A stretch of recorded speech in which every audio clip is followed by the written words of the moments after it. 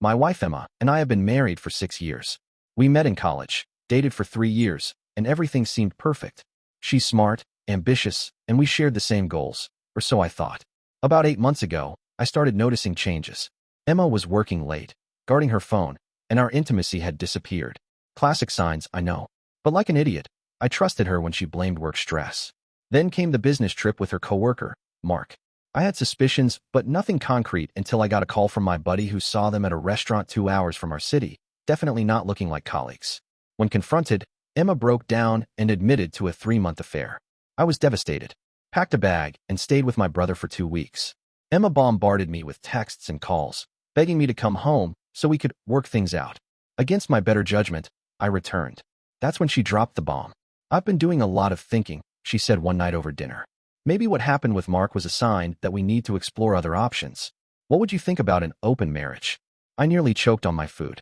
You cheated, and now you want permission to keep doing it. It's not like that, she insisted.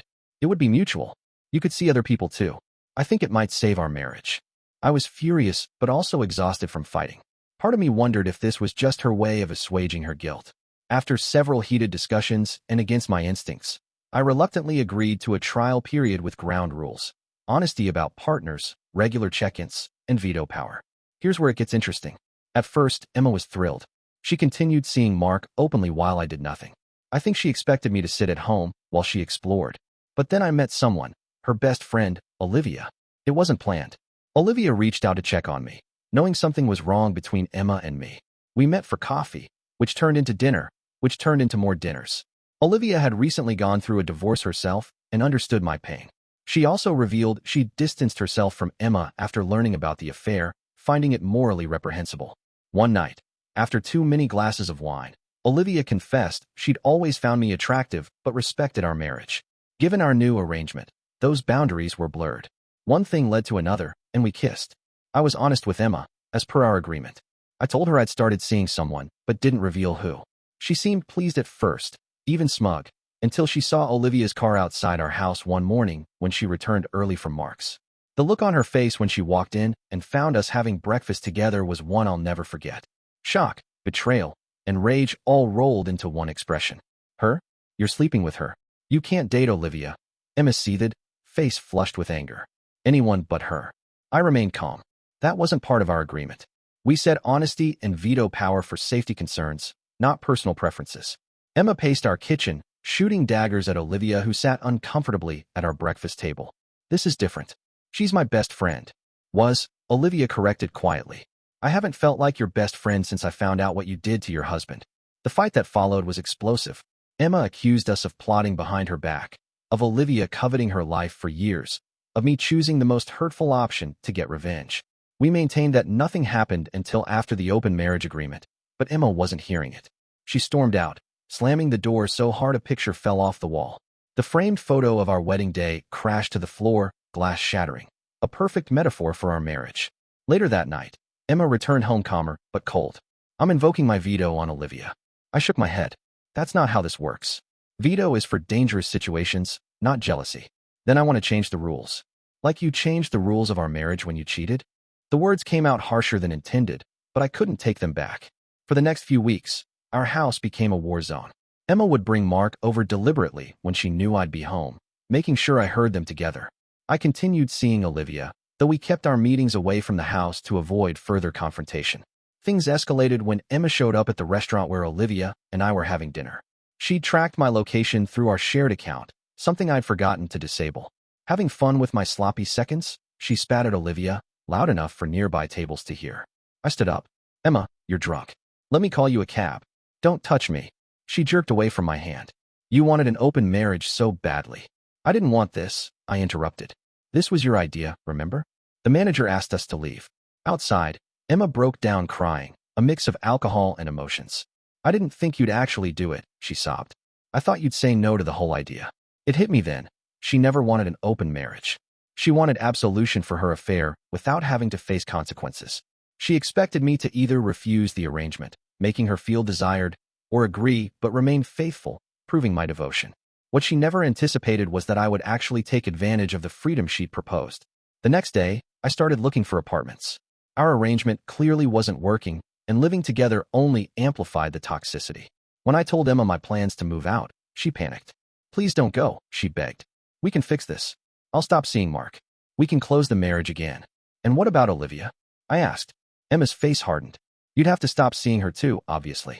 That's when I realized Emma wasn't interested in saving our marriage. She just wanted control.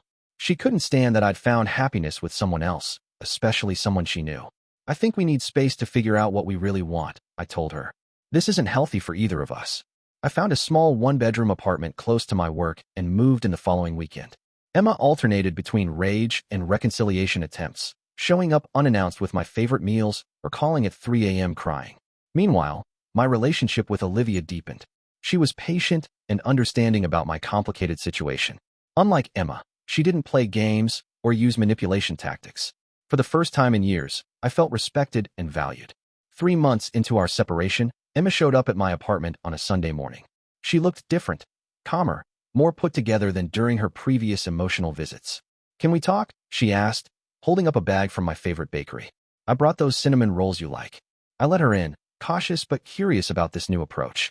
We sat at my small kitchen table, and Emma took a deep breath. "I've been seeing a therapist," she began. "She's helped me understand some things about myself and why I did what I did." She explained how her parents' dysfunctional marriage had warped her view of relationships, how she sabotaged happiness because she didn't believe she deserved it, how the affair with Mark was never about him, but about her own insecurities. "I know I handled everything wrong," she admitted. "The affair, suggesting an open marriage, how I reacted to you and Olivia. I wasn't prepared for how it would feel to see you happy with someone else." For the first time since discovering her affair, I saw genuine remorse in her eyes. "I want another chance," she said softly. "A real chance to rebuild what we had, not the twisted version I created. I've ended things with Mark permanently." I sat quietly, processing her words. Part of me wanted to believe her. The part that remembered the good years, that still wore the wedding ring I hadn't taken off. "What about Olivia?" I finally asked. Emma flinched, but maintained her composure. "I won't pretend I'm happy about it, but I understand now that I created this situation. If she makes you happy." She trailed off, unable to finish the sentence. The old Emma would have used this moment to manipulate me with tears or guilt. This Emma just waited patiently for my response. I told her I needed time to think.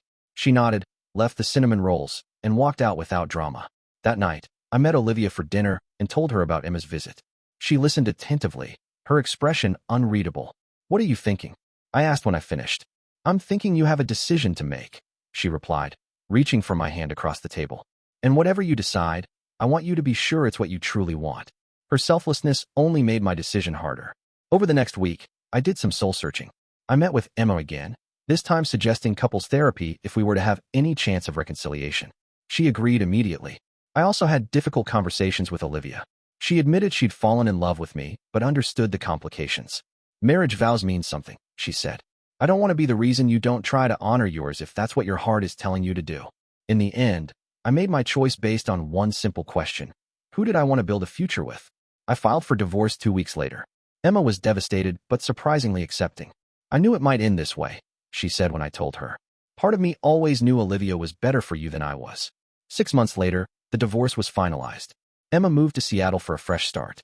She sends the occasional text, each one more friendly and less desperate than the last. Olivia and I are taking things slowly, mindful of the unconventional beginning of our relationship.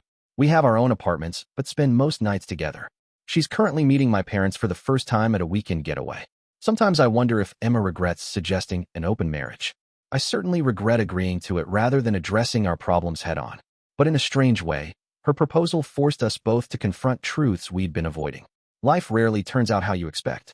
Sometimes the path to happiness leads through heartbreak.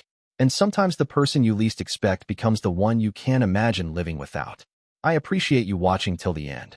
Hit that subscribe button and stay tuned for more content.